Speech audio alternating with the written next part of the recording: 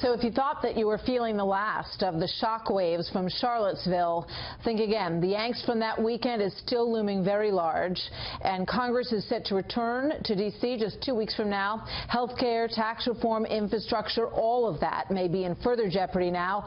Democrats are even less likely to support the president over his response to the protests, especially if they're taking their cues from former and current leadership for the DNC.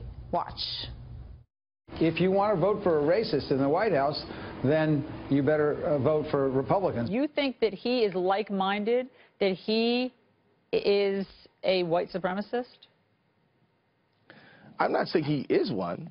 I'm saying that the positions that they have articulated are positions that he does not feel an urgent need to denounce and distance himself from. Joining me now, Republican Congressman Pete King. Congressman, always good to have you with us. Good evening to you. Thank you, Mother. So if you want a racist in the White House, you should vote for a Republican. That's coming from Howard Dean. I mean, the language that's being used here is quite stunning.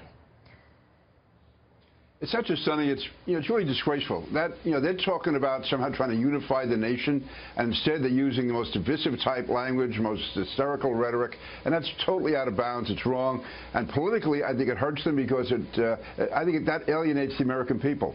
But I think also as Republicans we have to make it clear that we're not going to give in to that type of rhetoric. We're not going to panic, and it is important that we do achieve something as we go back into Washington in a few weeks. We have to show results. We have to get those results, and we have to find a way to work with the White House to get it done. Like, for instance, my own view is that we should, for the moment, put health care aside. It's not going to go anywhere.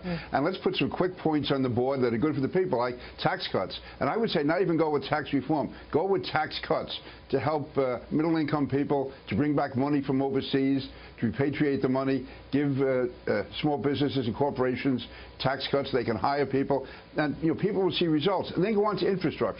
We need the jobs, we need the infrastructure improvements, and that's something we can work on. If the Democrats don't cooperate, they will look bad on that. Yeah, I want to put up a tweet that you sent out on August 17th. You said, how long can Trump administration survive Bannon using race as a political issue and undermining the president and the cabinet on North Korea? So Steve Bannon is not an element inside the White House anymore, but he's made it quite clear that he wants to continue to be one from outside. How do you feel about that?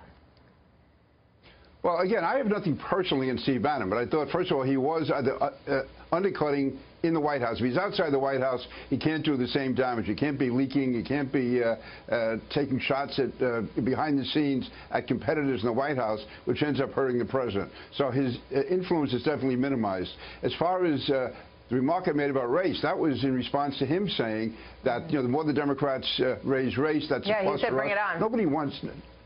Bring it on. And that is wrong. The last thing we need is a heated debate over race. You can obviously discuss intelligently and rationally as to divisions between the races. There's no rational conversation around this subject happening of substance. I mean, Chuck Todd over the weekend was talking about Antifa and saying basically, had a guest on, and they were arguing that sometimes violence is necessary to fight what they see as rampant racism on your side of the aisle. I mean, that's where the conversation has moved here. So what I'm not hearing from you is how you are going to fight back against that. What is the Republican strategy to correct what you see as a misinterpretation? Now, as far as race, I mean, to make it clear that obviously we have nothing to do with any type of racism, and to go forward with our policies and show how our policies will help black and white, it will help everybody in this country, and that Democrats, by using race, to me, they are trivializing racism as an issue. They are politicizing it, and that to me should be insulting for everyone who is genuinely concerned about civil rights and human rights to use race as a political issue, and that's just wrong. What Howard Dean said was absolutely disgraceful. Chuck Todd talking about, if he said that, I didn't see the show yesterday, possible use of violence, and Antifa, all of that. I mean, that to me is so far out, not just outside the American mainstream, it's outside the elements and the norms of democracy. We have a democracy so people can vote. Donald Trump won the last election. The Democrats feel that strong, then they can run against us in 2018 and 2020. But he is the president, and the Congress is there. Racism talk is wrong. Congressman, thank you. For the record, it was Chuck Todd's guest that brought that up in a conversation. I'm sorry. And it was quite stunning. No, I just want to make sure everybody's clear on that at home. Congressman, thank you so much. Good to see you as always. Pete King from New York. Oh, thank you, Martha. Thank you.